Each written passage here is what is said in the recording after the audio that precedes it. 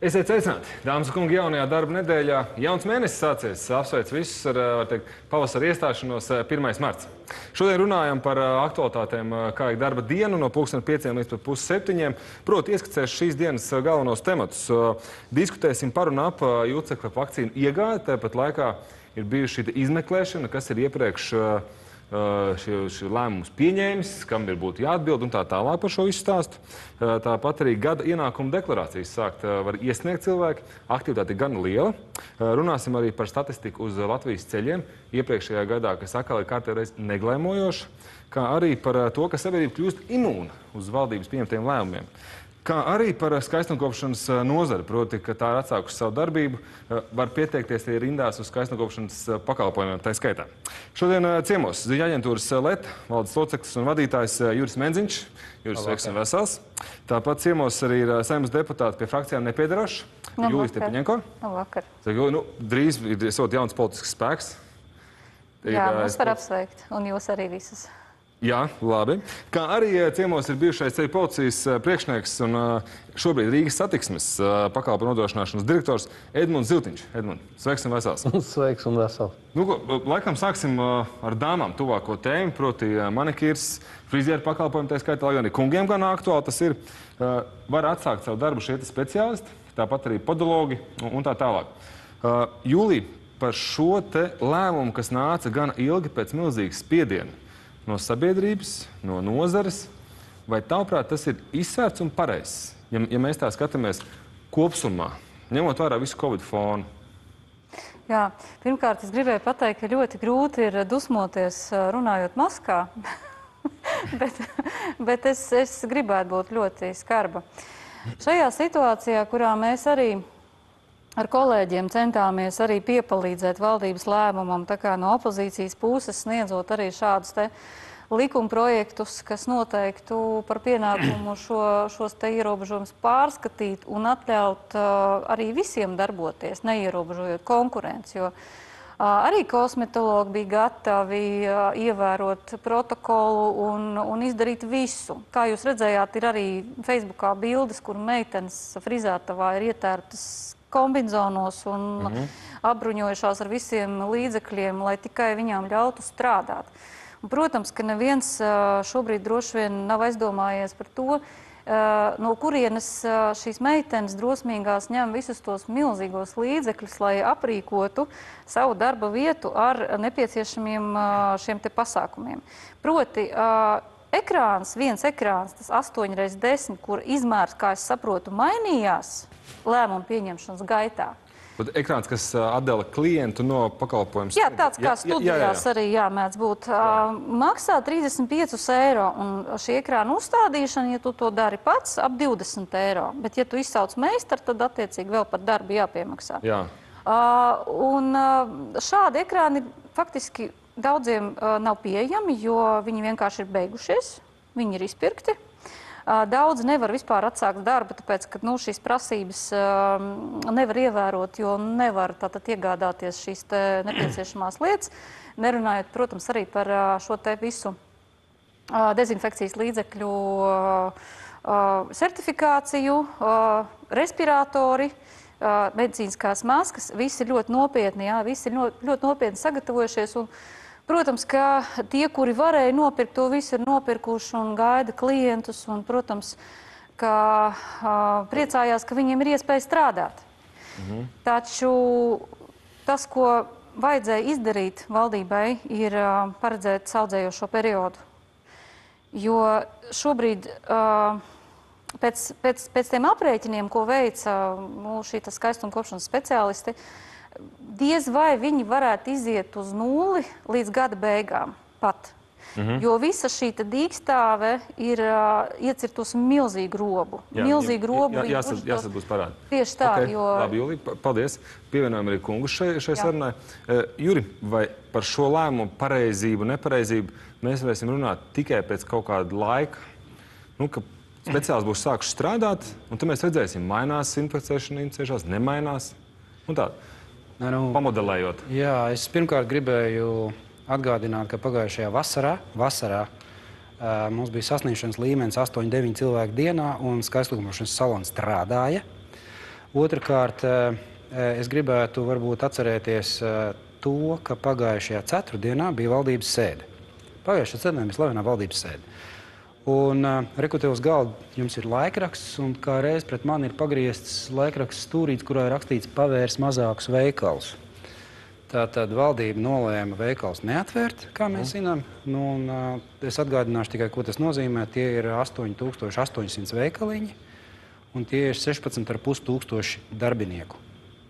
Un, ja mēs apskatāmies vidējo statistisko Rīgas centra mazo veikaliņu, es nekad tur neesmu redzējis milzu drūzmas. Tur esmu redzējis 1, 2, 3 cilvēkus interesantus, ko diezgan viegli var menedžēt un attiecīgi arī nodrošināt visas tās sanitāra epidemioloģiskās prasības. Jā. Līdz ar to te mēs droši vien nonāksim pie tās diskusijas beigu daļas, kur mēs nonāksim pie sarunas par sabiedrības imunitāti attiecībā uz valdības lēmumiem. Jā. Bet man dažkārt šķiet, ka tur ir kopā ar ūdeni izliets arī bērns.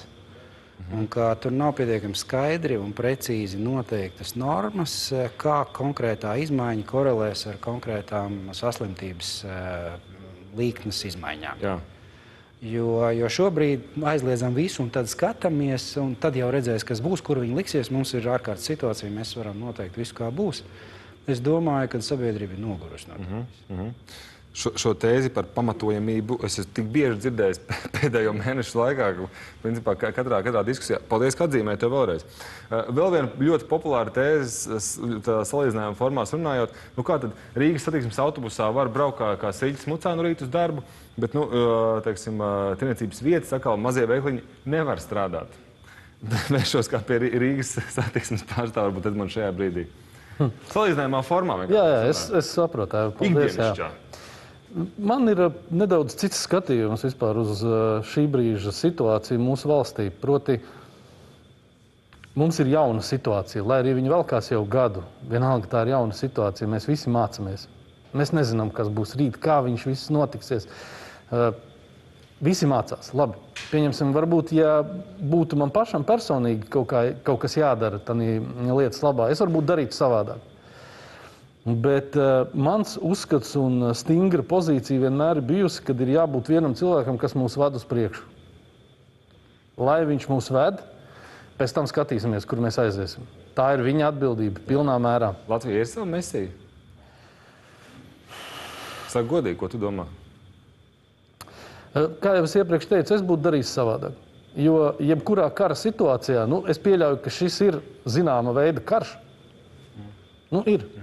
Mēs esam tur komendanta stundas pārdzīvojuši un vēl nezinu ko. Un, karā ir jārīkojās. Karš arī ir bizness. Tas ir milzīgs bizness. Tāpēc es uzskatu, ka šī brīža situācija ir milzīgs izaicinājums, tās ir milzīgas iespējas, un tas, kurš pirmais to sapratīs un pareizi noreaģēs, tas arī būs uzvarētājs visā tajā karā. Bet runājot par šiem te, ko tu minēji, autobusiem un tā tālāk. Ļoti tāds klišejs piemērs viņš paliek. Jā. Redziet, ir tā, ka pieņemsim sabiedriskā transportā, viņus no rīta un vakarā pilnībā dezinficē visus. Ja? Tomēr ir atzīmētas tās vietas, kur drīkst, kur nedrīkst, apmēram tur tie... Skaidrs, ka nevienā jau klāt nepiestāvēs un neizdzenās un ik pa 2 metri nenoliks. Ja? Un šeit ir jāsaprot arī, ka sabiedriskam transportam, lai arī kā nebūtu, bet ja viņš ir neekonomisks, tad ir jāņem ārā tie reisi. Nevar visu laiku būt, kad dod vienu pēc otru, tukšo braukāt. Jā, un pa tukšo braukāt. Milzīgi izdevumi atkal tai pašai Rīgas domai vai valstī kopumā. Līdz ar ko tas ir jāsabalansē, bet cilvēks jau vienmēr ir bijis asprātīgs. Un, kā te bija tie uzaicinājumi nosvinēt dzimšanas dienas autobusā no viena gala līdz otram, ja? Diemžēl tā tas ir. Bet atkārtošos varbūt vēlreiz par to, ka es uzskatu, ka mums ir jāiet visiem vienā solī, un ja mūs ved un saka, ka tā jādara ir, varbūt es domāju savādāk, un es domāju savādāk, bet es iešu tā. Iešu tādā virzienā, lai nevarētu pēc tam pārmest, kad es esmu tur vēl kaut ko savādāk darījis. Tieši otrādi pēc tam analizēsim un domāsim un skatīsimies, kā ir bijis pareizi. Varbūt, ka vajadzēja ātrāk noreaģēt, savādāk noreaģēt. Labi, Juri? Tikai gribu atgādināt. 2020. gada aprīlis. 2020. gada aprīlis. Tā laika veselības ministra Viņķels kundze publiski paziņoja, ka ir gaidāms nākamais vilnis, un tas būs septembrī. Tas ir balstīts gan uz speciālistiem, gan uz ārzemju speciālistiem, gan uz citu valstu pieredzi, gan uz vēl kaut ko. 2020. gada aprīļa pēdējā nedēļa. Valdībai ir visa vasara laika izgatavot precīzus normatīvus un precīzas normas, kā precīzi ierobežot tos aspektus mūsu dzīvē, kas patiešām ietekmē šo saslimšanu, un kā saprātīgi normalizēt ierobežojumus uz tiem aspektiem, kas nepārāk to ietekmē. Mazie veikaliņi, grāmatnīcas, kas bija cieta, un neviens nesaprot, kāpēc grāmatnīcas ir cieta, bet alkohola veikali ir vaļā. Jā, vēl šodien nesapratu. Un tur pietiekami daudz visādi elementi, nav jēga iegrimt tajās detaļās, bet tas jautājums ir, kāpēc valdība, es saprotu, ka vasara bija karsts laiks, tur valdība nodarbojās ar diskusijām ar sociālajiem partneriem, lai ko mēs arī saprastu, kas tas tāds ir. Tur viņiem bija daudz ko darīt, tas viss ir skaidrs un saprotams, bet taču nav grūti, ja tev skaidri un gaiši pasaka, būs nākamais vilnis. Izgatavo 3 plānus, A, B un C. A, ja nav tā viļņa, B, ja viņš ir vieglā formā, un C, ja visas sarkanās lampiņas uz paneļa ir iedegušās.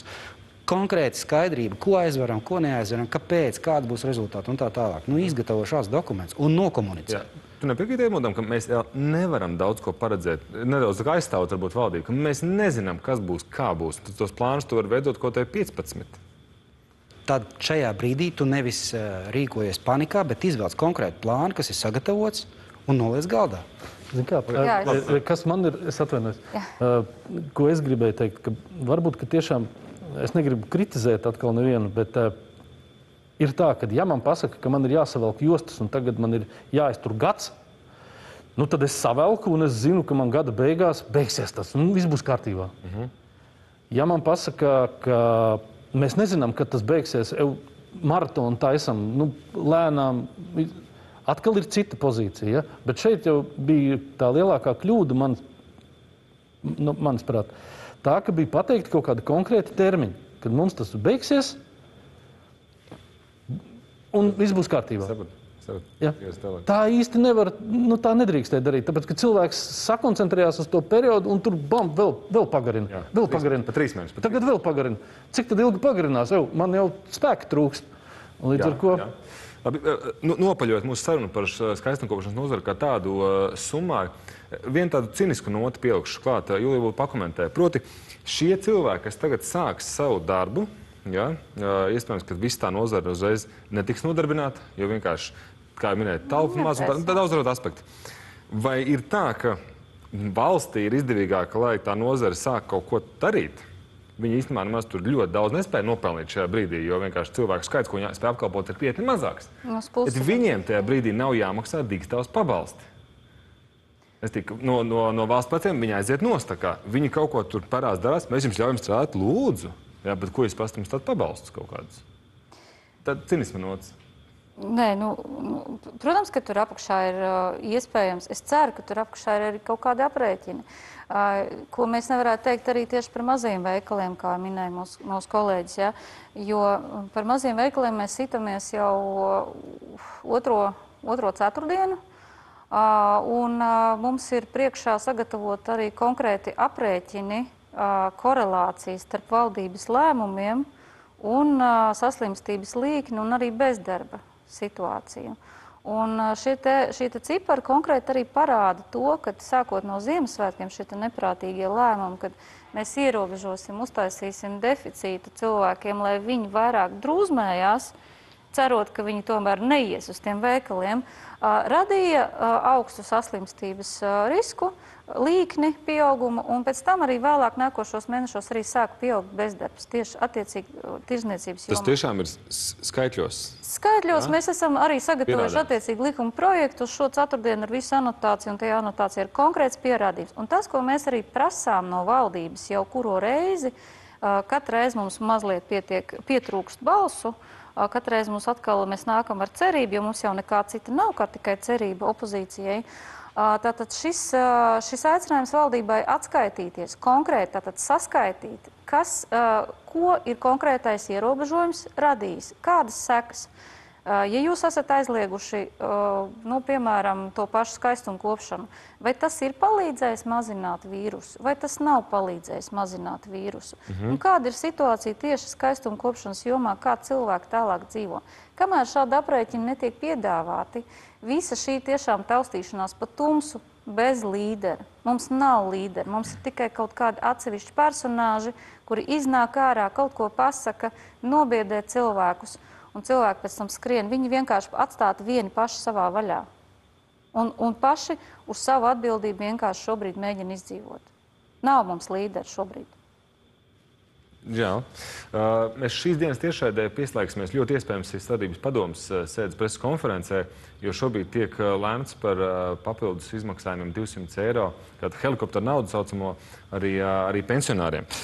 Ejam nedaudz tālāk, jūs nedaudz atzīmēšot lietu tādā secinājuma fāzē, proti, ka mēs kā sabiedrība kļūstam imūna pret valdības lēmumiem cīņā pret COVID-19. Filips Revskis, politologs, Rīta panorāmai teica, ka viņaprāt, katrs ministrs mēģinot dzīt tādu savu politiku un dod ziņu savai sabiedrībai, ka nav pārliecības, ka kāds vispār nopietni domā, ko šajā situācijā varētu valstiski darīt.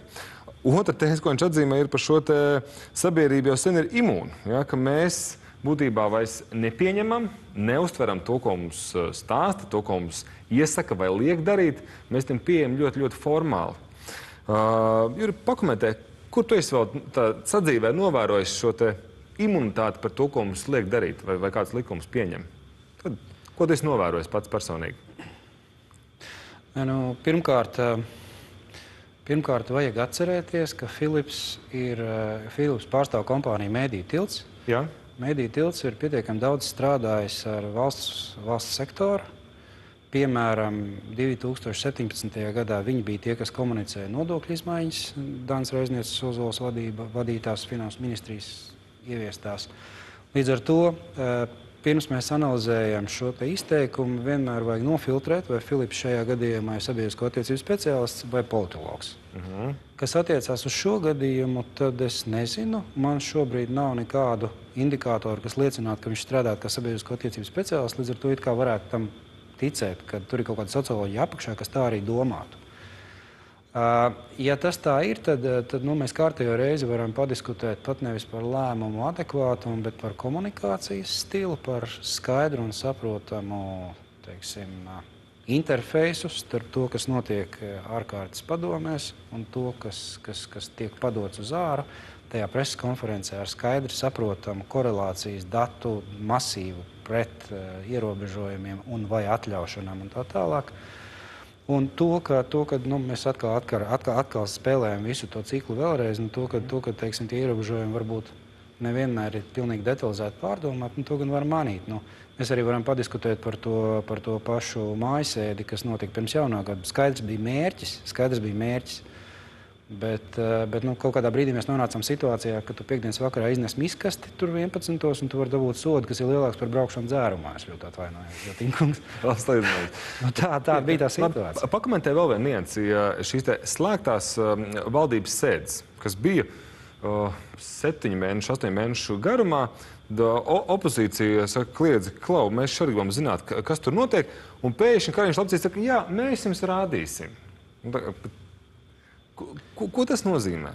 Tas nozīmē, ka un tas arī nav nekas jauns. Es domāju, mēs lieliski saprotam, ka valdībā nav vienprātības un ka viņi iekšējo diskusiju īsti nav gatavi iznest uz āru. Un tas ir arī skaidrs, ja tev ģimenē ir strīds, un tu visticamāk nestāstīsi. Jā, netīra veļa tur mazgā mājās. Protams. Tas nozīmē, ka tā netīrā veļa tur ir, un tas ir jau nekas jauns. Ne jau vēl mēs nomainījām veselības ministru pavisam nesen. Un tas nozīmē, ka Kariņa kungam nav viegli to visu vadīt, jo ir jārēķinās ne tikai ar sociālajiem partneriem, bet arī ar kaut kādu iekšēju viedokļu atšķirību, un iespējams, ka tā viedokļu atšķirība nav tikai tāda konstruktīva, bet arī institucionāla un sistēmiska. Līdz ar to loģiski, ka pirmais, ko tu dari, tu aizver virtuves durvis, lai izņemtos virtuvē pats.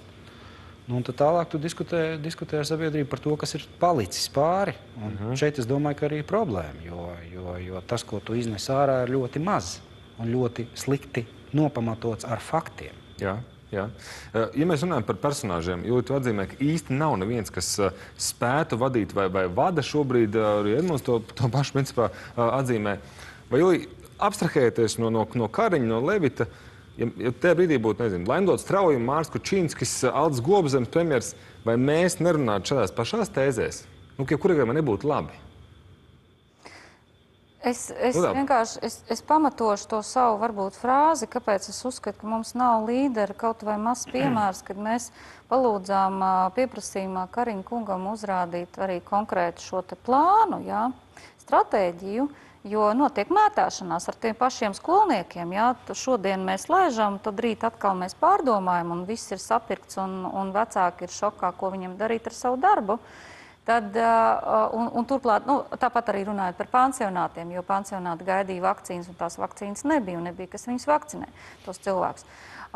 Tad, attiecīgi, Kariņa kungs uz pieprasījumu komisiju atsūtīja visus, tikai ne sevi.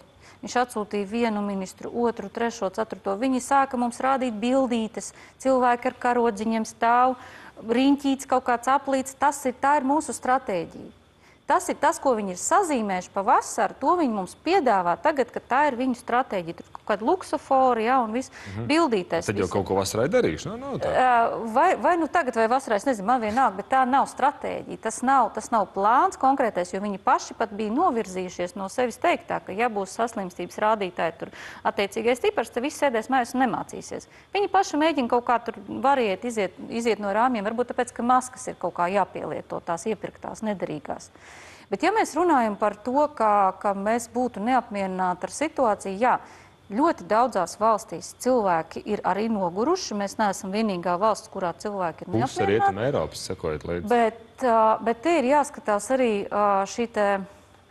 Droši vien tas ir, mēs redzam varbūt kaut kādu demonstrāciju, mēs nezinām, par ko cilvēki ir sadusmojušies un kāds ir tas iemesls. Varbūt, ka viņiem ir šīs tiesības piešķirtas daudz vairāk nekā mums, jo neaizmirstam, ka mums pat nav pat tiesības iziet ārā šobrīd. Mums jāmēģina vai nu sportot, vai nu stāvēt rindā pie veikala, tēlot, ka mēs stāvam tagad pēc šokolādes batoniņiem un visādos citādos veidos izpausties, ja? Vai svinēt dzimšanas dienu autobusā.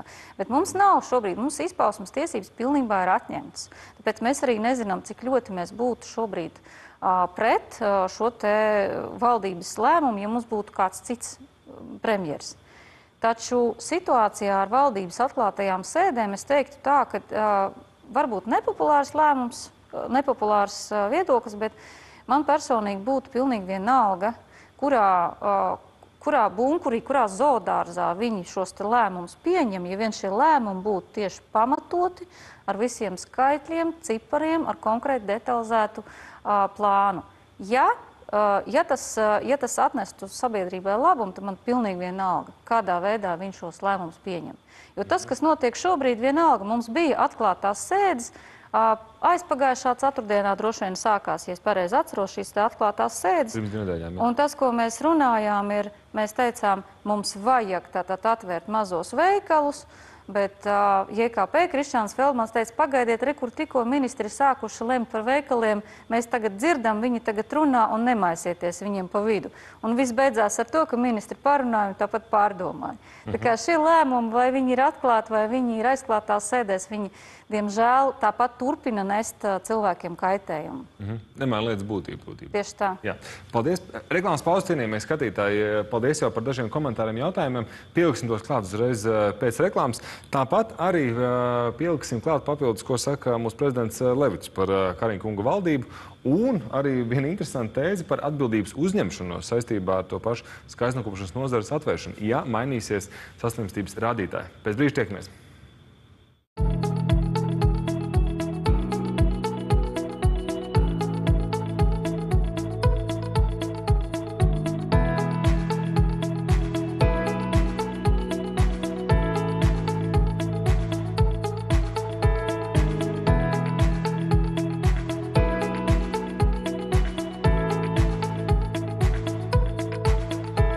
Es esmu Mansis Bogustovs. Jūs skatāties Rīga TV 24. Aizcietējums ir ļoti mokošs. Es lietoju Regulaks. Teikšu droši, nesēdi un nemokies. Regulaks strādā kā pulkstenis. Regulaks veicina vēdera izeju. Labu kafiju tu vari meklēt papagaiļu ieskautā džungļu vidienē. Tu vari to meklēt savas iztēles dziļumos. Vai vienkārši tuvākajā McDonald's, pagatavot īpaši tev no svaigi maltām arabika pupiņām. McDonald's kafija – vienkārši laba kafija. Kamēr skanēs mūzika, tikmēr mēs pildam uzdevumu. Sarunājuši? Atceries, ko mēs sarunājam? Tad, kad es prasu, vai mēs esam sarunājuši, mēs bļaujam. Jā! Sarunājuši? 3, 4. Jā! Aiziet! Augšā! Ceļi! Potītes, ceļi, potītes, ceļi, pleci, augšā pleci, ceļi, pleci, augšā pleci. Tiekamies ar lieliem un maziem stipriniekiem katru pirmdienas rītu kanālā Rīga TV 24, lai nevien izvingrotos kopā ar Dināru, bet gūtu jaunas zināšanas un pilnveidotu savas prasmes. Ja esi ko nokavējis, nebēdā. Ieskaties izglītojošā platformā www.tavaklase.lv. Tu esi mans vislabākais draugs pasaulē. Un tu mans. Atklāj mīlestību un pieķeršanos ar jauno emociju pūču pārīti Hagiju. 2 pūcītes un mīksts plecs. Pūču pāris Hagiju ir jau pieejams, lai pasūtītu zvaniet jau tulīt.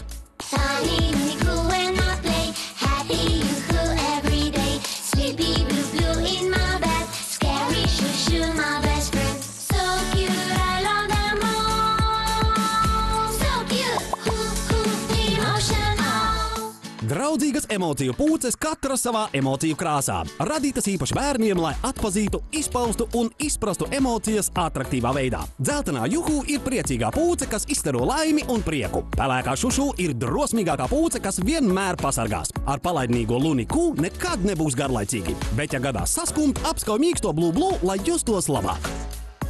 Psst! Katra huhu pūce glabā kādu noslēpumu. Neticami mīkstu un maigu plēdu. Oho! 3 vienā! Košs rotaļbiedrs, ērts spilmentiņš un mīksts plecs vienmēr tev līdzi arī pie draugiem. Dzimšanas apliecībā ieraksti huhu pūces dzimšanas dienu, kad tā pievienojas tavai ģimenei. Un vēl pieejama arī mini pūču kolekcija. Mazi rotaļbiedri, par ko rūpēties un ko mīļot. Turklāt par draudzīgu mini cenu. Kad vien esi priecīgs, bēdīgs, nobijies vai rotaļīgs, vienmēr vari paļauties uz savu Dormeo huhu emociju pūci. Sadraudzējies ar visām pūcēm. Un ievēro pieejams arī emociju pūču pārītis Hagiju. 2 pūcītes un mīksts plecs. Perfekta dāvana tiem, ko mīli visvairāk. Bērni labprāt pauž emocijas, izmantojot rotaļlietas. Tāpēc iegādājieties mini pūci vien par 7,50, emociju pūci 3 vienā par 19,95 vai emociju pūču pārīti Hagiju par 29,90. Iegādāties iespējams zvanot vai internetā www.dormeo.lv. Pasūtot iepriekš, pieejams arī Dormeo Home un Topshop veikalos. Svarīgākās dienas aktualitātes, kas jums noteikti jāzina. Es atvainojos, es šeit pelnu starp haizaviem. Par to visu kādam tomēr nāksies atbildēt. Ziņas no Latvijas un pasaules. Kopā ar mani Ansi Bogustovu un nozaru svarīgākajiem ekspertiem. Jā, varbūt nav viegli, mēs ticām un strādājiet uz priekšu. Dzīvajā katru darba dienu. Katru dienu. Viena personība. Par aktuālo un valstī nozīmīgo kopā ar Veltu Puriņu.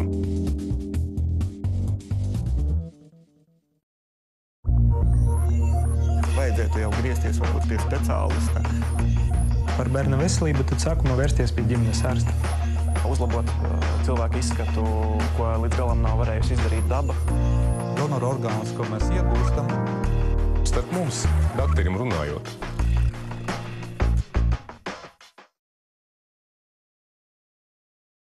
Kādas ir Latvijas nacionālās intereses un vai mēs, protams, tās aizstāvēt? Par to diskutēsim katru nedēļu raidījumā Nacionālo interešu klubs.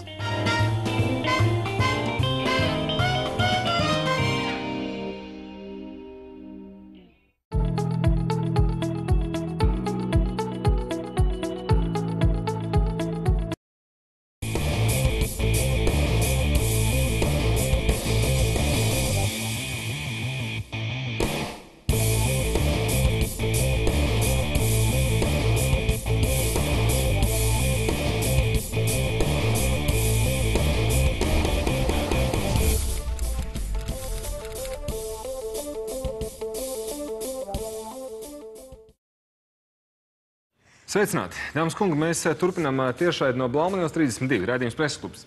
Paturpinot tālāk, koalīcija konceptuāli esot vienojusies par 200 eiro vienreizēju pabalstu pensionāriem un personām ar invaliditāti. Tā tiek ziņots.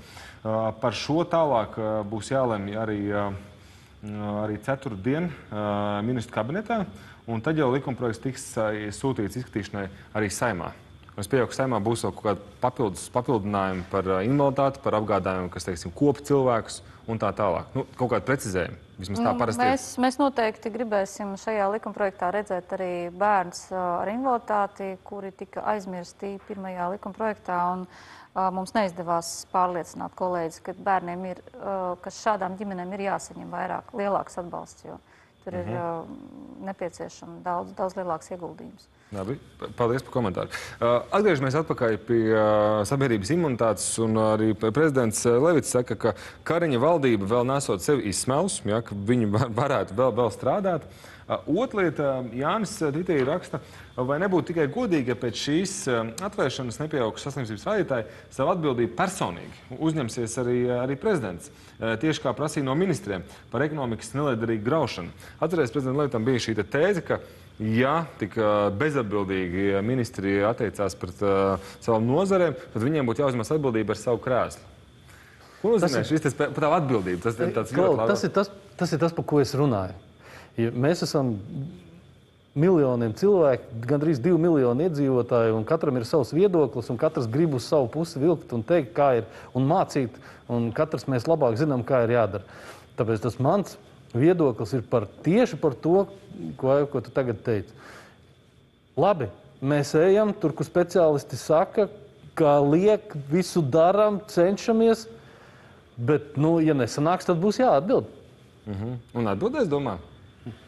Vēlēšanās noteikti būtu tā saucamā politiskā atbildība būs viennozīmīga. Par to jau nešaubās. Es domāju, ka šeit savādāku atbildību prasīt nebūtu korekti. Labi. Ko jūs Medziņš domā par šo atbildības uzņemšanos? Lozungos tēzēs ir medijos izskanējis ļoti skaisti un draudīgi. Es nevaru atcerēties, izņemot ļoti atsevišķus izņēmumus mūsu neatkarīgās Latvijas vēsturē, nopietnas politiskās atbildības uzņemšanos tādā izpratnē, ka tas būtiski ietekmē, cilvēku turpmāko politisko karjeru. Mēs varam atcerēties Belēviča kungu, tur atkāpšanos var būt. Pūce nesen atkāpās, lai gan tur arī jautājums ir par patiesiem iemesliem. Ļoti labs parašūts. Jā. Bet es nevaru nosaukt labus precedentus, kad šāda politiskā atbildība būtiski būtu izmainījusi cilvēku tālāko politisko karjeru. Būtiski. Jā. Līdz ar to mums nav nekādu precedentu, kas teiktu, ka tas tiešām tā varētu arī strādāt. No otras puses ir jāpiekrīt Zivtiņkungam, šī visiem ir jauna situācija, līdz ar to prasīt atbildību par kļūdām ir diezgan nekorekti, jo mēs gal galā tiešām visi esam vienā laivā. Cita lieta, ka ja mēs tagad nonākam līdz konkrētām lietām, un droši vien, ka tas ir nākamais temats par šīm pašām vakcīnām un Rebaltikas pētījumu, tur gan ir neizdarības un tur ir pietiekami nopietnas. Es domāju, ka problēmas pašā sistēmā... Pa punktiem bija jau atrasts, jā. Pa punktiem. Līdz ar to, tas, ka ministrs ir nomainīts, tā jau ir zināma daļa no šīs atbildības eksponēšanas. Bet kopumā es domāju, ka šeit ir jāsalāgo tas, ka mēs visi jūtamies mazliet slikti un mums visiem ir mazliet neērti un dažiem ir ļoti, ļoti slikti, bet pie tā jau ne valdība ir vainīga. Tas jautājums ir, kāds ir fona līmenis, uz kā mēs mēram to performanci. Kādi ir vispār tavi instrumenti, lai tu darbotos tādā vai citādā veidā? Un atkal, es saku, man liekas, jāpiekrīt Zivtiņkungam, mēs tomēr esam jaunā situācijā un, zināmā mērā, arī vienā laivā. Galvas uz pīķiem nav korekti prasīt. Cilvēku dabā, cilvēki ir salīdzināties, piemēram, ar labāko, ko tu esi savā dzīvē piedzīvojis, vai ar labāko, kas šobrīd ir arī Eiropas kontinentā. Es atsaukšos uz arvien biežāk pieminēto Izraēlu. Kur premjeras Netanjahu vienojas ar Pfizer vadītāju par dārgākām vakcīnām. Viņš pretī, kā teikt, ietirgoja datus, anonīmus gan savu iedzīvotāju datus. Un šobrīd, principā, lielā diskusija ir atsauce uz viņu, un par to, kā Izraēla tiek galā ar šo situāciju. Un tur viss atkal darbojās. Un tur arī bija blakus šī atbildība, ko viņa politiskā oponenta teica, ja kaut kas nesanāks, tava galva ripos. Ja? Bet, tu esi lasījis to līgumu? Viņš publiski bija pieejams Izraēlas veselības ministrijas mājaslapā. Viņš ir publiski pieejams Izraēlas veselības ministrijas mājaslapā. Tēzes tikai tēža veidā. Ļoti interesants dokuments. Ir vērts viņu palasīt. Tur ir pirmkārt konfidencialitāte ļoti skarba. 15 gadus pēc kampaņas beigām šis ir nevis vakcinēšanās projekts, lai uzlabotu veselību, bet šis pētījums. Numur 1. Punkts 2. Pētījuma rezultāti ir slepeni vēl 15 gadus pēc pētījuma beigām. Un Pfizers neuzņemas nekādu atbildību par pētījuma ietekmi uz iedzīvotāju veselību. Bet šeit es gribētu atkal teikt, ir neiedziļinoties detaļās. Tāds līgums, šāds līgums, viena dara tā, viena dara šitā. Daram kaut kā ar pārliecību. Daram un visi kopā daram. Un tad redzam, kas ir. Jo savādāk, ja mēs tur ķep, es nezinu, mēs varam būt tur, tā neiet. Ir ar pārliecību jābūt. Tad ir jābūt tas, kurš mūs ved, viņam ir jābūt pārliecībai. Jo savādāk es sāku šaubīties. Es vēl gribu pieminēt par Eiropas piemēram. Ja nu kas, tad pat tās bija ziņa par to, ka Čehijā ir aizliegums pamest savas pašvaldības teritoriju. Nu pat jau. Lietuva var bija tāds, jā. Jā. Tā kā mēs neesam vissliktākajā situācijā Eiropā. Jā, ar ko salīdzina? Atkal viss salīdzinājumās pakāpēs. Par prezidentu lomu šajā visā pandēmijas laikā. Ik pa brīdim viņš kaut kur parādās, tad viņš kaut kā pazūd. Kāda prezidentam loma ir, Jūlija, tavuprāt? Ietekmēt procesus, kas notiek? Nesen prezidenta loma bija pierādīt, ka viņš nav bijis pie friziera. Tas ir tas viņas pilgtākais uznākums pēdējā laikā. Pakāpamies augstāk tajā skalā? Jā, Kariņš aizgāja pie prezidenta pasūdzēties. Prezidents piedraudēja pārējiem ministriem, lai viņi neapbežo Kariņu. Tik bērnišķīgi. Viss vairāk. Kas vairāk? Vairāk arī nekā nav. Bet, ja mēs runājam par Izraēlu, tad mēs negribētu droši vien Izraēlu šeit, jo arī tā informācija, kas ir pieejama publiski, liecina par ļoti kliedzošiem cilvēku tiesību pārkāpumiem attiecībā pret cilvēkiem, kuri izvēlas nevakcinēties dažādu savu personīgu apsvērumu dēļ.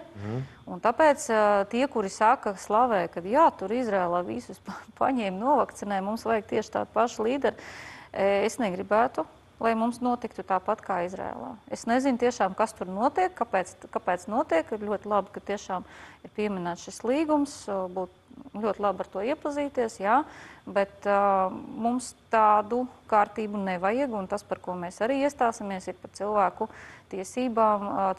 tiesībām izvēlēties būt vakcinētam vai nebūt vakcinētam. Tas ir ļoti svarīgi. Ja mēs pārkāpjam šo trauslo robežu, tad cilvēktiesības vispār, tām var pārvilkt krustu pāri, viss, tad izbeidzās visas cilvēktiesības ar šo te eksperimentu, tā saucamā.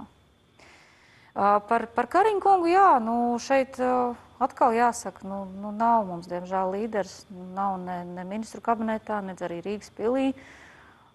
Gribētos lielāku iesaisti. Es saprotu, ka arī Levita kungam raksta ļoti daudzi cilvēki un lūdz viņam iesaistīties gan Covid krīzes. Ko viņš tavuprāt var darīt?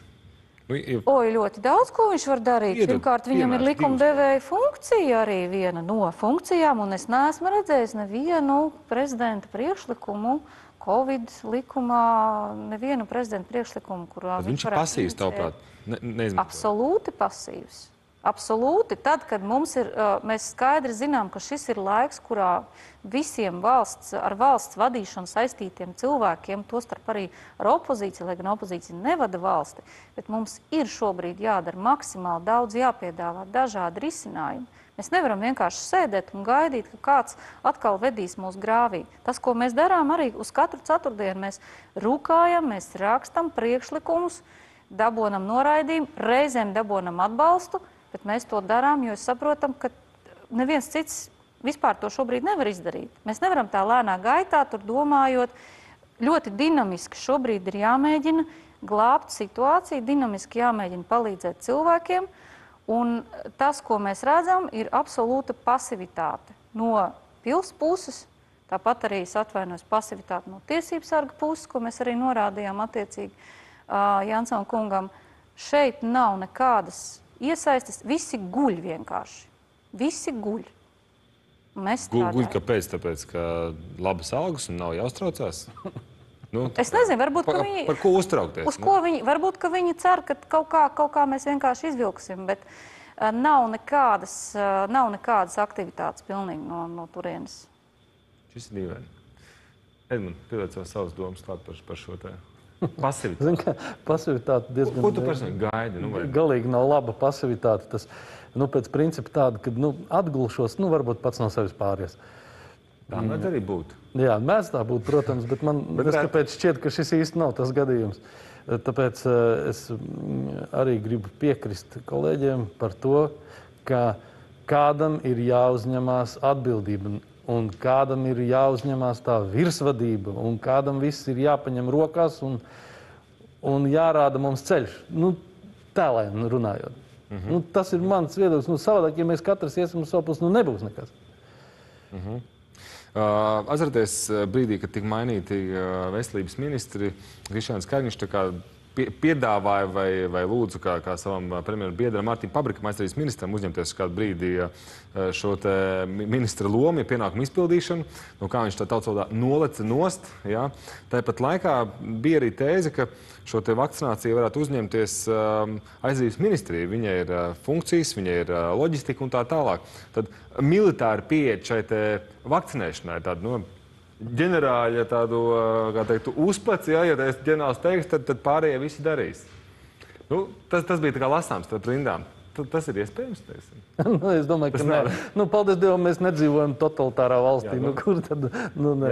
Bet tāpat laikā, rezumēju par šīm visām vakcinām pa līderismu, realitātēs būs tā, ka būs tā saucamā brīvprātīgā piespiedu kārtā šī vakcinācija. Piemēram, nulekā, kad vakcīnas parādījās, Austrālijas aviokompānija Qantas paziņoja, ka viņas transatlantiskajos reisos pasažierus neņems bez Covid pās, jeb Covid vakcīnas. Un pēc tam jau vēlāk nāca vēl citas kompānijas, teica, mēs savās mājās, savā īpašumā ielaidīsim tikai tos, kam būs šī Covid apliecība. Paldies! Patīk noteikumi, nāciet, nepatīk, ejiet citur. Ja? Tas nozīmē, ka realitātē mēs saskarsimies to, ka vakcinācija būs kaut kādā ziņā obligāti. Ja tu gribēsi kaut kur nokļūt, kaut kur būt, kā mēs varam tik mierīgi par to šobrīd runāt? Es tiešām brīnos, teiksim... Bet tā vienkārši ieskicē. Vispār festivāls, ja? Glastonbury's festivāls. Pateiks, visi apklāja tikai ar Covid pāsu. Nē, bet redziet, ja tiešām, ja to asti griež pa gabaliem, tie jau nemaz nepaman, ka tās astes vairs nav. Un tas, līdz kam mēs šobrīd esam nonākuši, ka mēs jau tagad domājam, ka būs normāli šķirot cilvēkus pēc viņu zvaigznēm uz apģērba, es nezinu, kaut kādām nozīmītēm vai pasēm, kas ir absolūti nepieļaujami. Jā, es redzu, ka dažādās valstīs notiek šādi eksperimenti, bet tas, ka notiek kaut kas Austrālijā, notiek kaut kas Izrēlā, vai mēs ar to tagad samierināsimies? Es atvainojos, mēs par to tagad diskutēsim tādā normālā līmenī, kad jā, redziet, mēs drīz varēsim tā, ka veikalā Maksim nevarēs ieiet cilvēks, kuram nav vakcinācijas tiešām, un mēs tiešām to pieļausim. Tas ir normāli. Tas tā varētu nebūt? Nē, es vienkārši arī kā, cilvēks, kas arī strādā ar likumiem, kas arī saprot, kas ir vairāk vai mazāk, teiksim, arī cilvēka tiesības, es uzskatu, ka šāda pieeja ir vispār, ir absolūti nepieņemama. Tas, ka mēs tagad normāli diskutējam par to, ka būs šāda situācija un ka tas būs normāli, es tiešām, es nevienā brīdī nevarētu samierināties ar šādu pieeju, jo tad vienkārši, kā jau teicu, tad vienkārši ir beigušās visas tiesības. Gan jurisprudence ir mirusi, gan cilvēktiesības. Es saprotu, bet es runāju par tādu cilvēcisku līmeni. Laikā vēl, kad naciklubi darbojās, ir saucamais face control, jeb sejas kontroli. Ja? Es paskatos uz potenciāliem viesiem, kas varētu nākt manā iestādē, es saku tā, Edmund, tomēr Beatlands mūsu klubā nav pieņemams. Mēs tomēr Kleitis un Kurpis, ja? Piedod, nākamais gaidīsim. Domu noķērāt, ja? Jā, skaidrs. Ir komentārs vēl par šo? Nē, šis nav nekas, tādā ziņā ir jāpiekrīt mūsu infektologiem, ka šī nav nekāda jauna situācija, lai aizlidot uz trešās pasaules valstīm, uz Indiju vai Āfriku, tev tur ir virkne no vakcīnām ir jāizveic, tur stingumkrampi, malārija un kas tur vēl. Tā nav jauna prakse. Tā nav jauna prakse. Un savukārt Jelgavā ir pietiekami daudz iestādes, kur pirms Covid nelaid iekšā treniņbiksēs. Un tas arī nav nekas unikāls. Tā kā, kaut kādas normas savā rakstīt vai nerakstīt normatīvie noteikumi savā iestādē, tā ir zināmā mērā normāla prasība. Tas ir ok. Cita lieta, ja šo te izmantos vardarbīgi, tāpēc, lai teiksim, radītu to masveidu vakcinācijas efektu un tad atslogot medicīnas sistēmu, šī ir tāda ļoti labi diskutējama situācija. Jo tad mēs nonāksim stāvoklī, kad ir kaut kāda slimnieka rindā un kāds, kā tu stāstīji pirms raidījuma, ar infarktu netiek uz operāciju galdu, tāpēc, ka viņam jāveic noteikts procedūras. Jā. Tā ir procedūra, jā? Nē, pats bīstamākais moments šajā visā stāstā, labi, ar tiem veikaliem tas nav tik nopietni. Daudz bīstamākais variants ir tad, kad cilvēkam darba vietā ir obligātā prasība uzlikt par obligāto prasību šī vakcinēšanās nepieciešamību. Mēs esam rakstījuši arī veselības ministram vēstules, lai noskaidrotu, kā beigās šobrīd šī pozīcija skan. Tas, ko mums izdevās noskaidrot attiecībā uz NBS, tātad tur it kā šī vakcinācija nav obligāta, bet tāpat laikā šiem cilvēkiem nav iespēja piedalīties attiecīgi mācībās un tā samaksa tiek samazināta. Protams, ka cilvēki, kuriem bija dažādas maksājuma saistības, kredīti, ģimene, viņi izvēlējās to vakcinēšanos tikai tāpēc, ka viņiem bija šis materiālais stimuls atņemts. Tātad vai nu tu sēdi bez naudas, vai nu tā. Tālāk nākamais posms ir attiecībā uz skolotājiem. Lietuvā, diemžēl, šī situācija ir ļoti skarba, jo skolotāji, kur atsakās vakcinēties, viņiem tad jāiet ir šie testi regulāri, reizi nedēļā, es neatceros, vai pat biežāk, un šie testi ir jāveic bez maz vai pašiem. Man liekas, ka viņiem bija pat pa savu naudu tas jādara. Ja varbūt es maldos, varbūt, ka ne, bet patiesībā cilvēku tiesības vispār nopelnīt sev iztiku jau var tikt ierobežots, kas ir pilnīgi nepieņemama. Mēs nerunājam pat par naktsklubiem vai treniņbiksēm. Skaidrs, ka cilvēktiesības tā ir pamatvērtība, bet savukārt otrajā pusē, kas atkal ir par vakcināciju, viņiem ir tiesības būt neapdraudētiem. Jā, bet vakcinēts cilvēks tāpat šo te izplata šo te infekciju. Nedaudz, paldies. Paiem uz priekšu. Kariņš uzdod satiksmes ministrijai ziņot par epidemioloģiskās drošības uzlabošanu sabiedriskajā transportā. Proti, ne tikai mēs runājam par Rīgas sabiedrisko transportu, Rīgas satiksmi, bet skatāmies nedaudz arī plašāk par starppilsētu autobusiem un tā tālāk. Mēs šo nedaudz jau aizskārām par autobusiem. Edmund, pakomentē, ko tad varētu tur secināt, ko darīt citādāk? Es pieļauju, ka Rīgas satiksmē par šo ir jau domāts jau pēdējā pusgada laikā gana daudz, un jums ir secinājumi izdarīt jau. Ko citādāk, ko labāk, ko mainam? Domāts jau ir vairāk, būs gads drīz jau. Redz. Ja tā runā, tad lielos vilcienos, ja sabiedriskam transportam ir jāiet, un mēs saprotam, ka viņam ir jāiet, lai neapstātos vēl kaut kāda nebūtu, kas atlikusī mūsu tautsaimniecības rocība, tad šīs te dezinfekcijas, punkts 1, ietilpības, tātad šo te transporta līdzekļu laišanu vairāk nekā tas ir nepieciešams pēc piepildījuma, punkts 2, un cilvēku informēšana noteikti. Informēšana par to. Zināmā mērā šeit arī savulaik mēs nonācām pie tādas slēdziena, ka šodien daudziem sākās vienlaicīgi darbs. 8, pieņemsim, visiem sākās darbs. Tad varbūt, kad vajadzēja arī šo jautājumu skatīties. Kam sākas, varbūt ir tāda, kam sākties labi būtu 7:30, 8:39, sagrupēt, varbūt skatīties to kompleksu. Bet tas ir atkal tāds viens no tiem tādiem ļoti diskutabliem jautājumiem. Savukārt, par tiem tiešiem pienākumiem, kas ir, es domāju, viņi jau ir skaidri un gaiši pateikti. Jā, tātad dezinfekcija, informēšana cilvēku un intervālu. Jā. Nedaudz plašāk varbūt šo tēmu pavēršam, proti paradumu maiņa arī pašiem cilvēkiem nozīmē. Protams. Darba laika sākums beigas. lai nebūtu šīs pīķu stundas. Tas nozīmē, ka tev jāstāsta ir plašāk, nevis tikai transporta organizācija, bet te jau jārunā darba devējiem. Nu, ja mēs tā skatāmies. Jā? Lielā vilcienā. Protams, jā. Savulaik jau zināmā mērā to jautājumu. Es atceros, ka es vēl strādāju iekšlietu struktūrās, arī pamainīju, jo tad, kad apvienoju visus vienā ēkā Čiekurkalna ielā, ir ļoti grūti visiem vienā laikā nokļūt darbā. Tā iemesla dēļ, kad ja tur vienlaicīgi vienā punktā saskrien 2000 cilvēku. Visi policisti? Policisti, iekšlietu ministrijas darbinieki, iekšlietu ministrijas poliklīnikas darbinieki, tad vēl PMLP, un visi vienā vietā viņi saskrien. Nav reāli visiem aizbraukt ar sabiedrisko transportu. Līdz ar ko ir jāvarē ar šiem te darba laika stundām. Jā, paldies. Labs piemērs. Juri, ko tu teiksi par sabiedrisko transportu kopumā? Man ir diezgan maz ko komentēt. Es cenšos privāti viņu izmantot. Tu izmanto privāto transportu? Jā. Tā iemesla dēļ jūties drošāk izmantojot privāto transportu? Ir dažādas bonus. Jāsaka godīgi, pandēmija ir arī pozitīvās blaknes. Viena no tām ir tukšāks Rīgas ielas un mazāk sastrēguma rītstundās. Līdz ar to šis aspekts no manas dienas kārtības ir pagājis, un tāpēc, teiksim, varbūt nav tik ļoti nepatīkami braukt ar automobīlu uz Rīgu. Bet viena no lietām, man liekas, gan ko varētu padomāt, un tas varbūt man nav pārāk sociāli korekts jautājums, ir pastrādāt ar stundām, kad ir bezmaksas transports pieejams pensionētāju sabiedrības daļai.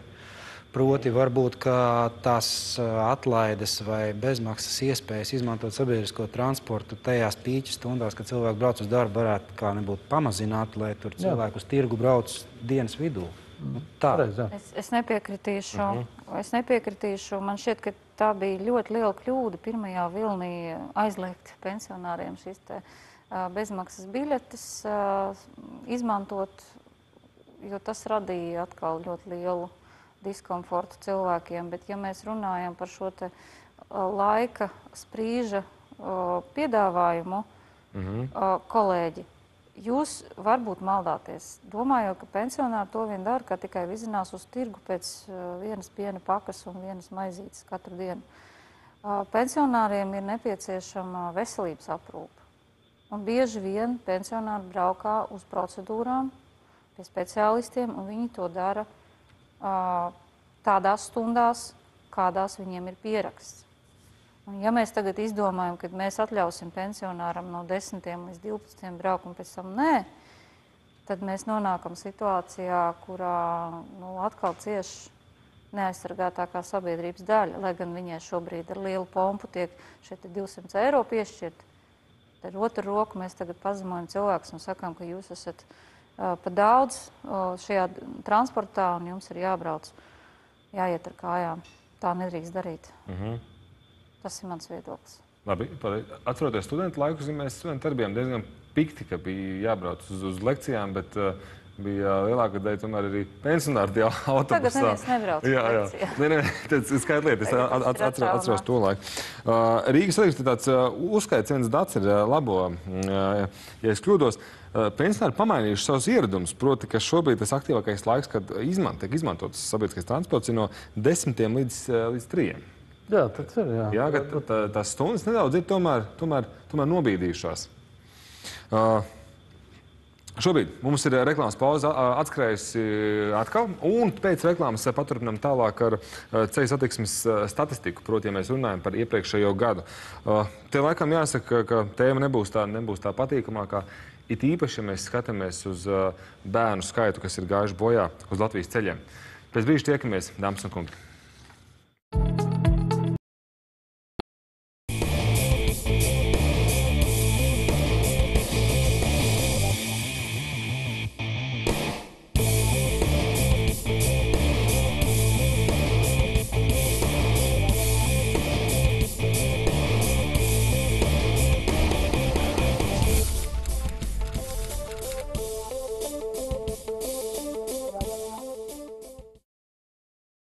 Sveicināti! Dāmas kungi, turpinām tālāk tiešraidi.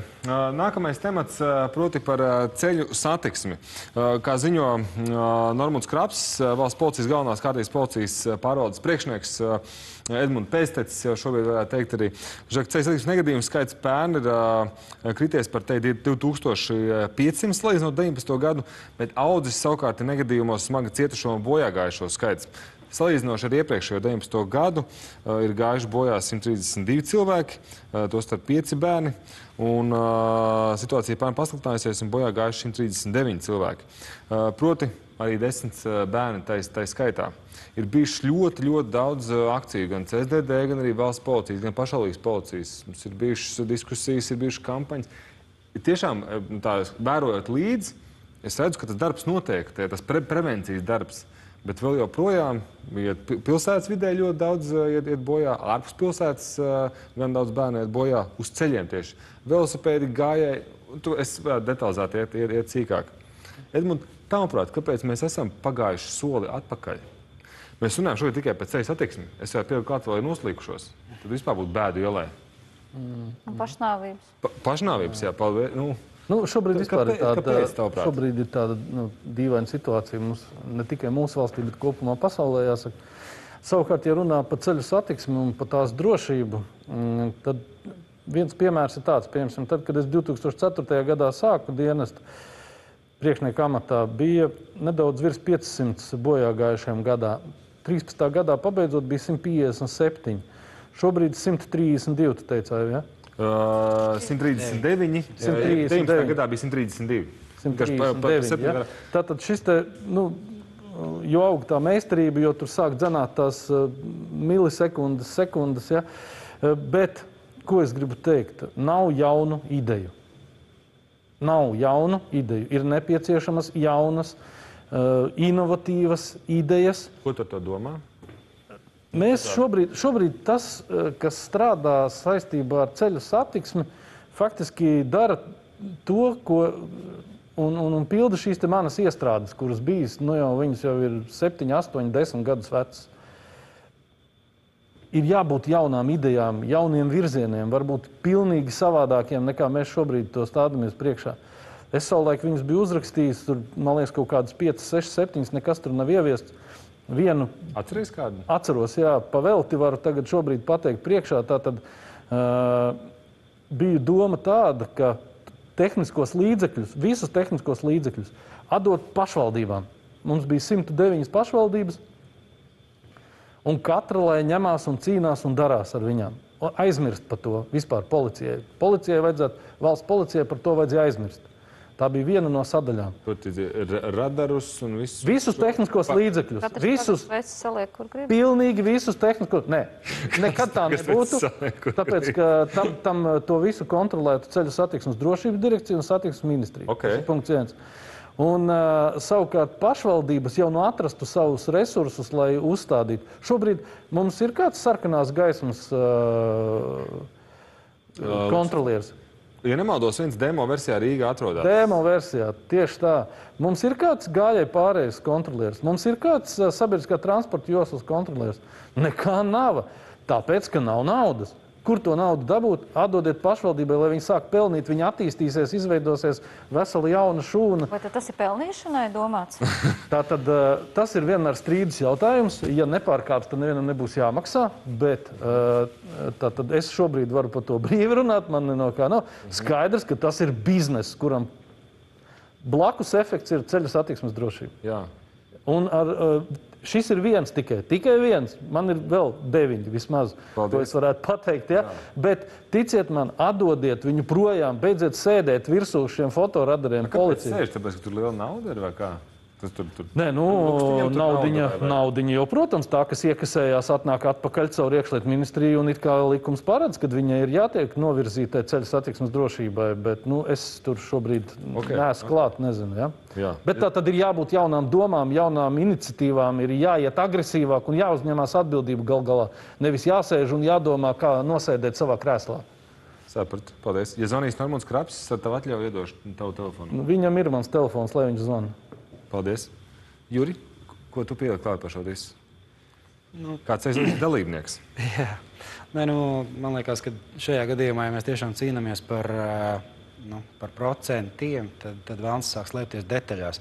Mēs varam ieviest veselu virkni dažādu inovatīvu pasākumu, bet te mēs esam apakaļ pavisam vienkāršās lietās. Piemēram, mums tur manā Jelgavas novadā cilvēki saremontēja, autoceļu uzturētājs saremontēja vienu vietējas nozīmes ceļu, ar to segumu melno. Neuzvilk vidējo līniju.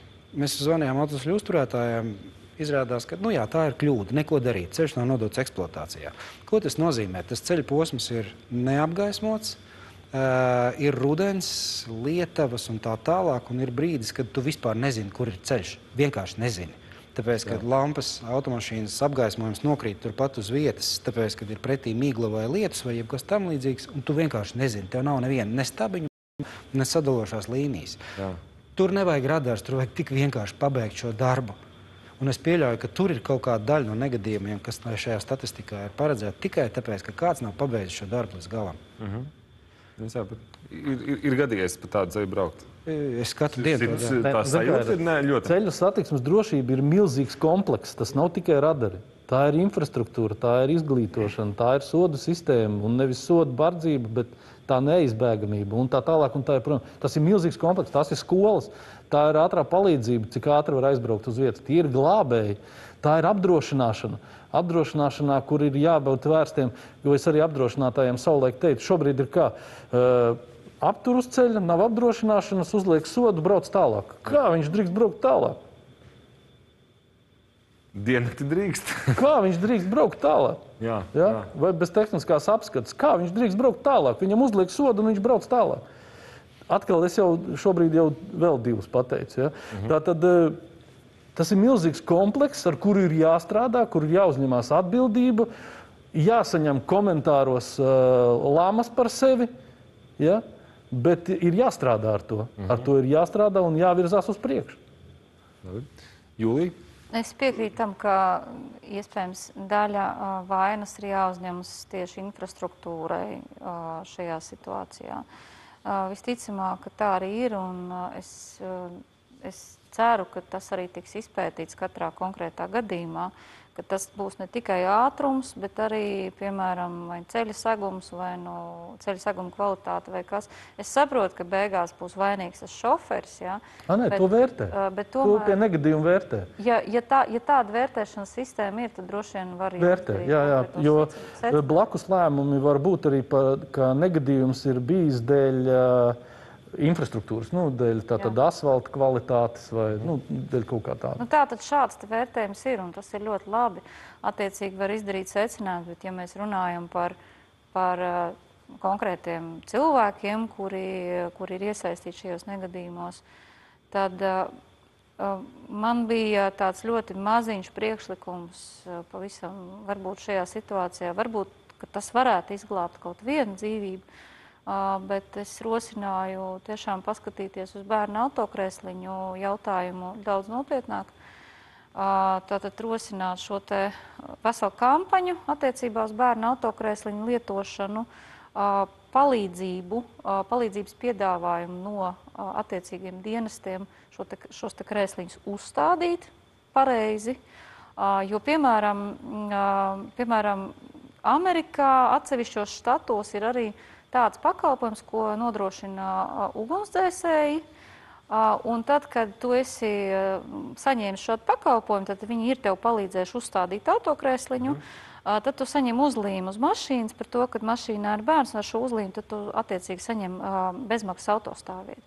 Tas ļoti labi strādā, tas pozitīvi stimulē, un vēl viens priekšlikums, ko es arī rosināju Saeimā, diemžēl nesaņēmu atbalstu, ir PVN samazinājums krēsliņiem līdz 5%, ja pat līdz 0. Līdz 0 būs grūti, jo tad ir atkal Eiropas komisija, bet līdz 5% mēs varam to atļauties, jo bieži vien cilvēki pērk arī lietotus, kas arī nav drošības garants šajā gadījumā. Un tātad jauna autokrēsliņa iegāde, protams, katrā ģimenē ir ļoti, ļoti dārgs pasākums. Maksā gan daudz. Un šādā veidā varētu arī tiešām šo visu Īstenībā kampaņu. ļoti labi. Es piedodu, es tev uzreiz iejaukšos, bet ļoti labas domas. Tas ir tas, kam arī ir jābūt, kam ir jānāk faktiski no iekšlietu ministrijas. Tātad šīm te domām visām ir jānāk no iekšlietu ministrijas un ne tikai krēsliņiem, arī vestēm, arī velosipēdu ķiverēm, es nezinu, vēl un vēl tur ir jautājumi. Ja? Un ja tas nodara vēl iekšlietu ministrijai, tad otrs priekšlikums man bija tāds arī nestandarta attiecībā uz radariem. Jā, nevienam te radari nepatīk, varbūt, ka viņi ir pa daudz uz ceļiem, bet ja mēs to pavēršam... Daudz. Pa daudz. Bet ja mēs to pavēršam... Stipri pa maz, ticiet man. Ja mēs to pavēršam, teiksim, uz pozitīvo pusi, ir arī tāda, ir valstis, kurās ir radara loterijas, kur cilvēki brauc. Loterijas? Jā, kur cilvēki brauc ar atļautu ātrumu, viņiem ir jāreģistrēs, ka viņi piedalās tajā loterijā, jā. Un viņi brauc ar atļautu ātrumu, tad viņi var vinnēt arī attiecīgi kaut kādu naudas summiņu vai kaut kādu pakalpojumu vai kaut ko tādu. Super ideja. Tad viņi meklēs, kur ir tie radari, lai kārtīgi ievērotu visu. Skaidrs, ka komplekss ir, saka, pa daudz to radaru. Jā, es gribēju vienkārši paspēlēt mazliet vēlnu advokātu. Man liekas, ka attiecībā uz ceļu satiksmi šeit ir spēkā tas pats stāsts, ko mēs nu pat runājam par valdību un ierobežojumiem attiecībā uz Covid. Ka man ir jābūt ļoti skaidrai sapratnē, ka šis ierobežojums konkrētajā vietā ir tieši tāpēc, ka, un tālāk ir kaut kādi nosacījumi, un ka ceļu satiksmes drošības organizētāji rūpējās par manu sekundi. Apmēram tā, kā es būtu rallija braucējs, un tad man katrs ceļa centimetrs jāizmanto. Mans laiks ir svarīgs. Un ja es tagad braucu garām iestādēm, kuras nestrādā, tāpēc, ka viņas ir cieta, tāpēc, ka tur nenotiek dzīve, tāpēc, ka tur ir, nezinu, vai labi, es negribu minēt skolas, bet, principā ir pietiekami daudz iestādes, kas vienkārši nestrādā šobrīd kultūras tām. Es nezinu, kas. Un tur joprojām stāv tie vecie ierobežojumi, kādi bija spēkā pirms Covida, un neviens viņus nav noskrūvējis, neviens par mani nav parūpējies. Tas veido, zinām, nihilistisku attieksmi pret visu sistēmu. Rūpējieties par manu ātrumu, par katru manu sekundi. Es piekrītu, es ierobežošos tur, kur tas ir nepieciešams, bet tur, kur nav, laidiet man vaļā. Es sapratu. Jā, nē, neko nevar teikt. Tā ir, jā. Visam ir jābūt noteiktam un kārtībā. Tas ir tas pats jautājums par to, ka ātrums ir jāievēro ne tikai pirms fotoradara, jā, bet visā savā... Visu laiku ir jāievēro, jā. Tāpēc visiem dienestiem ir labi jāstrādā. Ja kāds tādā mehānismā, ja tas viens zobratiņš ir nolūzis, jā, tad viņš tādā vietā sāk klikšķēt. Jā, cilvēki rodās neapmierinātības un tā tālāk un tā joprojām. Jā. Kā tu var nepiekrist? Protams, skola cietā vienalga uz 30. Ja? Pēc. Tāpat tās stāsts arī jūsu doma par... Ir kā mazs sniegs, bet viņš tev ikdienā... Nē, bet tas veido manu attieksmi pret kopējo sistēmu. Tieši tā. Jo gluži otrādi, teiksim, man arī mazliet liekas, mazliet diskutabla tā ideja par to, ka šobrīd, teiksim, to satiksmes regulēšanas daļu no funkcijām, to skaitā tehniskos instrumentus, vajadzētu atdot pašvaldībām. Pašvaldības neinteresē tie tābraucēji, kas brauc cauri, bet viņas interesē vietējie iedzīvotāji, kas par viņiem balsos. Un tagad jautājums, kā salāgot intereses laikam, ko fūres no Lietuvas braucot patērē konkrētajā pašvaldībā ar to pašvaldību iedzīvotāju interesēm. Jo, piedodiet, bet tos cilvēkus arī, viņu interesi vajag respektēt. Ja tur ir 6 krustojumi iedzīvotāji, ciematā ar iedzīvotājiem, kur varbūt ir 500 vai 1000 cilvēku, un tas man prasa, tur, es nezinu, 10 minūtes laika tajā vietā, lai tur varētu izbraukt 3 minūtēs, tas ir parametrs. To arī vajag salāgot. Jā, sapratu. Apveceļš. Jā, tikai, ka, protams, bet pašvaldībai ir jārūpējās... Bet būvēšot tur kaut ko. Pašvaldībai jārūpējās ne tikai par tālbraucējiem vai biznesmeņiem, bet viņiem ir jārūpējas pirmām kārtām par bērniem. Cik bērni gāja bojā? 10. Jā. Tā ir mūsu nākotne. Ja? Tad, ja savulaik bija saskaitīts, kas nesaprot dzīvības vērtību, tad bija sarēķināts, ka viens bojā gājis cilvēks valstī, kurš ir nodokļu maksāšanas vecumā, valstī rada zaudējumus vairāk kā 500,000 eiro. Pusmiljons, jā. Ja? Tātad, viņš ir ļoti diskutabls, bet ir jābūt skaidrībai, plānam un jāstrādā. Jā, es par šo skaitu zinājumu, es vienmēr es ar bību skatījos uz viņu, jo mērīt dzīvību nevar, summā. Protams, tas nav samērojams, bet... Es sapratu, jā, finansistēm ir kaut kādā veidā tas jāstāv. Par zobratiņiem paturpinām tālāk. Nākamais stāsts par vakcīnām. Un visu šo es pat nezinu, ar ko lai sāk, jo tur ir pamatīgs juceklis. NRA portālā juceklis vakcīna iegāja turpinās, bet vainīgie netiek sodīti. Tas diezgan klasisks virsraksts. Stāsts ir par Daniela Pauļuta šo te uzsākto izmeklēšanu, proti vērtīt, kas iepriekšējās veselības ministrs Ilzes Viņķels pavadībā ir darīts, nav darīts, secināja, ka tur nav protokolu, ka īsti nesaprot, kā ir tie lēmumi pieņemti, kurš ir ko kam teicis. Nu, var sakot, tāds vienkārši Marokas tirgus ir bijis. Beigās divi cilvēki saņēma tādas disciplināru lietas, proti par pārkāpumu vakcīnu iegādē pret ministru valsts sekretāru Dainu Mūrmani un Braško un Nacionālā veselības dienesta finanšu vadības departamenta iepirkuma nodaļas vadītāju vietnieku Aināru Lācbergu. Un būtībā ar to arī viss noslēdzās. Šie ir divi tā kā ļaundari, kāpēc netika iepirktas vakcīnas vajadzīga apjomā, kāpēc tur tika Pfizer vakcīnas neiepirktas, mēļu aizkulisēs, kā ir bijusi kaut kāda korupcijas dvaša ar AstraZeneca lobismu un tā tālāk, bet tas viss ir spekulatīvā līmenī. Nu, neko kā nevar pierādīt. Ironisks, neironisks jautājums, Julija, vai mūs sagaida pavisam drīz kārtējā parlamentārā izmeklēšanas komisija? Šo es saku bez smaida. Par šo stāstu runājot. Jo, kaut kādu skaidru tur vajag, manuprāt. Tas, ko mēs šobrīd darām, lai parlamentāro izmeklēšanas komisijas izveidot, ir nepieciešams krietnes opozīcijas deputātu skaits.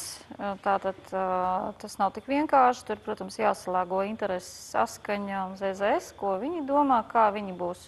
Varbūt kā saskaņa būs vienojusies ar koalīciju, vai sist vai nesist kādu, vai atrast jau vainīgo iepriekš un tad sarīkot šo te komisiju. Es nezinu. Tas, ko mēs darām šobrīd, kā aktīvie opozīcijas deputāti, neatkarīgie, mēs savu izmeklēšanu veicam, sūtot tātad katru ceturtdienu deputātu jautājums. Priekš tam nav jārīko dārga šī te izmeklēšanas komisija, kas atkal, protams, izmaksās attiecīgu summu no nodokļu maksātāja naudas, jo par katru komisijas sekretāru un konsultantu būs jāmaksā, un arī vadītājs saņems naudu, ja viņš no tā neattieksies.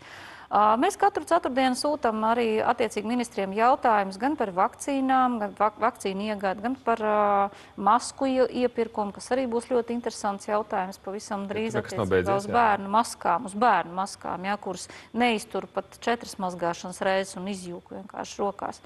Par vakcīnām, mums bija ļoti interesants jautājums attiecībā uz imunizācijas valsts padomes sēdēm. 14. septembrī pagājušajā gadā pēkšņi šajā te sēdē piedalījās AstraZeneca pārstāvji, un mēs pajautājām, kāpēc šīs sēdes sākumā netika deklarēts, ka visiem locekļiem nav interešu konflikts, ko pieprasa imunizācijas valsts padomes nolikums. Mums tika atbildēts, ka viņi saprata, ka viņiem nav. Viņi paši, uzsākot šo sēdi, esot sapratuši, ka viņiem nav interešu konflikts, un tāpēc viņiem nebija par ko ziņot. Tātad šī ir ļoti arī interesanta atbilde šādā līmenī. Bet tas, ka AstraZeneca piedalījās un arī tika tā kā augsta ciemiņa līmenī uzņemta šajā te padomē, tas arī, protams, ir fakts, un par to jau visi zina. Jā, to arī pašā AstraZeneca pateica. Tieši tā. Juri, tavuprāt, kāpēc mums kā sabiedrībai ir svarīgi saprast, kas tur pa kļūdām ir bijušas un kas ir bijis nepareizi? Jo būtībā tas šobrīd neietekmēs to vakcinācijas procesu, kā viņš iet uz priekšu. Bet kāpēc mums svarīgi to uzzināt? Lai nolinčotu kādu, lai prasītu kaut kādu atbildību politisko? Pirmkārt, man šķiet, tas ir absolūts demokrātijas elementāra sastāvdaļa, zināt, ko dara tevis deleģētie pārstāvi pie varas. Un, man liekas, tas ir pietiekami jēdzīgs precedents, ja sabiedrība kvalitatīvi uzzinās šo procesu, kā tika veikts iepirkums, tad iespējams tas radīs labāku praksi nākotnē, ja tādas vajadzības būs. Es šobrīd nerunāju par vakcīnām, bet par jebkādu citu procesu, kas varētu būt. Katrā ziņā konkrēto šo gadījumu man šķiet šobrīd nav vērts ritināt cauri, tāpēc, ka šodien parādījās tas Rebaltikas pētījums, ļoti labs un detalizēts, ar labiem atreferējumiem, un katrs, kas vēlas, var ar to iepazīties. Tas ir diezgan apjomīgs materiāls, bet es domāju ļoti, ļoti izglītojošs. Katrā ziņā nav mērķis kādu noliņšot vai uzspraust galvu uz mieta, bet mērķis ir saprast, mērķis ir likt varai saprast, ka demokrātiskā sabiedrībā informācija pie sabiedrības nonāks, un sabiedrībai būs viedoklis. Labi, paldies. Edmund, ko tu domā? Zini, es tik klausījos, vispār nav ko iebilst. Es pilnīgi visam piekrītu. Vienkārši. Es varu vienīgi atkārtot to pašu, ko teica kolēģi. Jā. Labi, paldies. Vēl viens temats. Ļoti labi, ka mēs izskajām cauri, laiks ir ierobežots. Gada ienākuma deklarācijas pirmās dienas rītā iesnieguši jau 72,400 iedzīvotāji. Kā saka Jaunzemes kundze vidu vadītāji, tad iepriekš gadu ir bijis principā līdzīgs apmērs, un tas ir bijis sasniegts jau 10:00 no rīta. Ja mēs runājam par šīm te gada deklarācijām un otru pusi par nodokļu atmaksu, ja šajā deklarācijā mēs tad saprotam, vai mums būs kaut kas jāpiemaksā, vai mums kaut ko atmaksās. Nu tāda savā ziņā loterijas pazīst personīgi cilvēks saka, es nezinu, kā būs. Ja, un saka, kā nezinu? Viņš saka, man pat grāmatā nevar pateikt, kā tur īsti būs. Un tad vienmēr ir tāda sajūta, nu, tad būs izziņa, vai tomēr būs vēstule, ka būs jāpiemaksā. Jā, bet jāsaka... Kā var šodien tā būt, ka tu tā kā nesapildīsi gan tos spēles noteikumus? Nu, vai tu jābūt ir augsts raudzes finansistu? Bet, zini, kā ir? Man neskapēc šķiet, ka no tā, kā bija 90. gadu vidū, laikam, kad sākās tās deklarācijas vispār. Nu, kaut kad, man liekas, jā, varētu būt. Tad līdz šim brīdim ir jāsaka tā, ka mēs jau esam stipri auguši un tas process ir attīstījies un viņš ir kļuvis vieglāks. Protams, man arī nebija skaidrs, kā es varēju, es šobrīd neesmu vēl skatījies, bet pa pagājušo gadu es biju parādā 2000. Kā tas tur veidojās un kā tas tur ir, un es zvanīju un prasīju, un man neviens nevarēja neko paskaidrot. Tas, protams, ir nedaudz dīvaini. Jā. Bet man vairāk šķiet svarīgs tas jautājums par to, ka ja jau es eju pie zobārsta un samaksāju un saņemu šo te čeku par šo te darbību savu, man neskapēc liekas, ka to nu gan valsts uz sevi varēja darīt, lai man viņi atkal nav pa jaunam jāieskanē, jāraksta, es atvainojos, jāčakarējās. Nu, ja jau es to esmu izdarījis un es ar karti esmu to samaksājis, nu, vienalga kādā veidā es esmu samaksājis, tad viņi jau to varēja man uzreiz arī tāpatās arī salikt visu kopā un tur arī nolikt, lai es tikai apskatos, pārbaudu un apstiprinu. Jo tam cilvēkam, nu, ne visiem ir pieejams tagad kaut kādas tās modernās tehnoloģijas, kā viņš var tur to izdarīt, un es zinu, ka manai mammai mūžīgi tā ir, kad jābrauc palīgā ir, un es pieļauju, ka tā daudziem ir. Ja es pareizi atceros, tad mēs varam sagaidīt, man liekas, 2002. gadā beidzot jau tiks nodrošināt šī automātiskā nodokļa atmaksa, par ko mēs arī savulaik iestājāmies, cīnījāmies.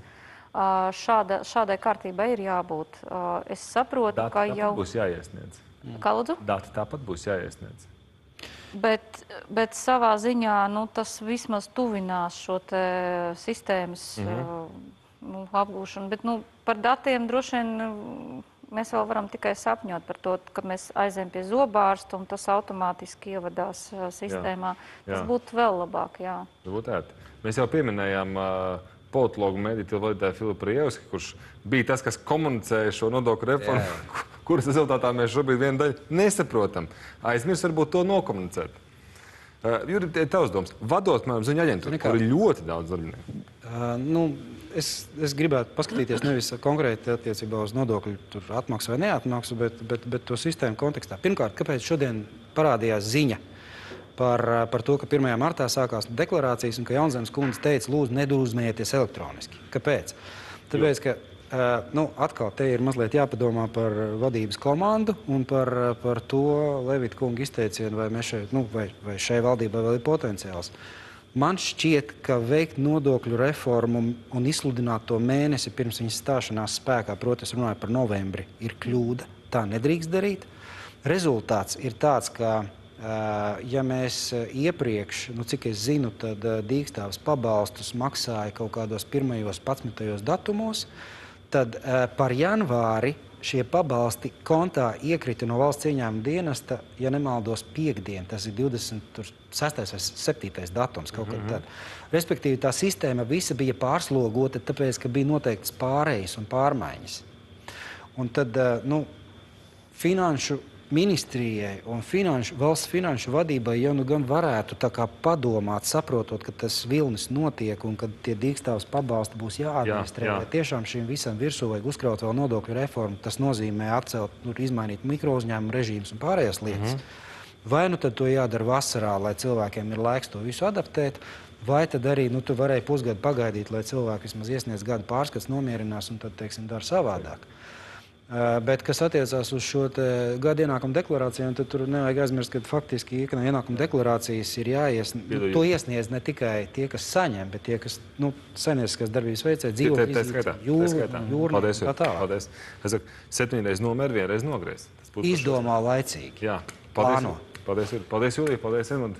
Paldies. Sveikam veseli. Tiekamies tā reizē. Paldies, skatītāji. Lai jums veiksmīgi radoša nedēļa, sargam sevi un citus tā skaitā. Labvakar.